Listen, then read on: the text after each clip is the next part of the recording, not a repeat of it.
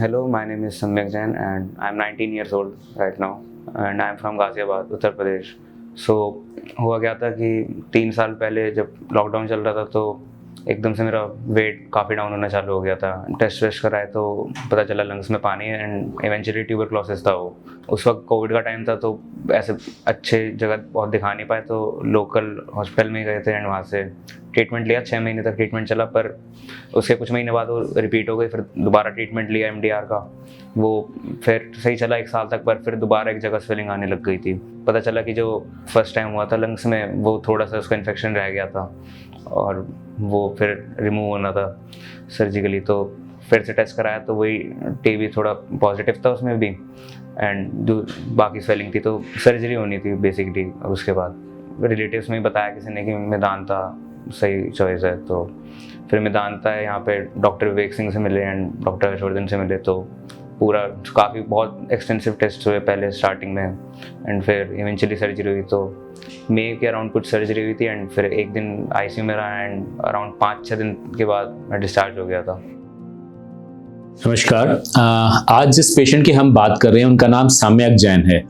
ये पेशेंट कुछ कोविड के टाइम से ही इनको प्रॉब्लम हो रही थी और ये सफ़र कर रहे थे।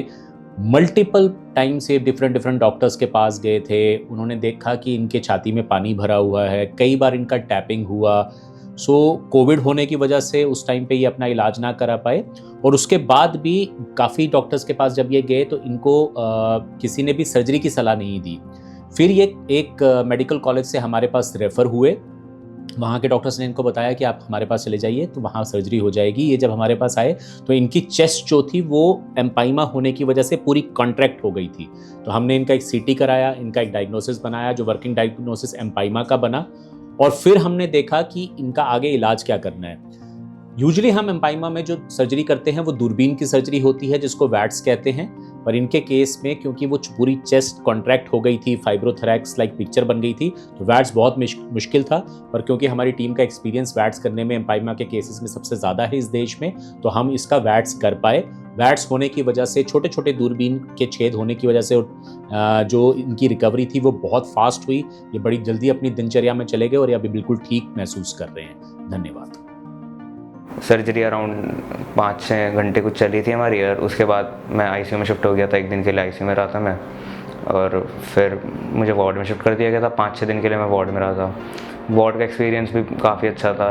लाइक हर 2 घंटे में डॉक्टर्स आते थे या कोई ना कोई आता रहता था चेकअप के लिए। फूड सारा आता था, स्नैक्स वगैरह सब आते थे एंड एक्सरसाइजेस भी मेरी अगले दिन से ही चालू हो गई थी सारी, ताकि रिकवरी और जल्दी हो। एंड बस उसके बाद मैं 5-6 दिन में डिस्चार्ज हो गया। अराउंड मुझे 5-6 महीने हो चुके हैं डिस्चार्ज हुए हुए एंड बीच में फॉलोअप चेकिंग के लिए आना पड़ता है। एंड जब से मेरी सर्जरी हुई है मतलब मैं बिल्कुल हेल्दी हूँ और नॉर्मल लाइफ जी रहा हूँ अपना। बिल्कुल सारी एक्टिविटीज़, सारे स्पोर्ट्स खेल पा रहा हूँ, सब जिम वगैरह सब कर पा रहा हूँ and I am just leading a normal life now. So for this I am grateful for Medanta. I am glad I chose Medanta over any other hospital. I am just thankful for Dr. Arvind Kumar and his team and Dr. Vivek Singh and Dr. Harshvardhan Puri, and thank you Medanta Hospital.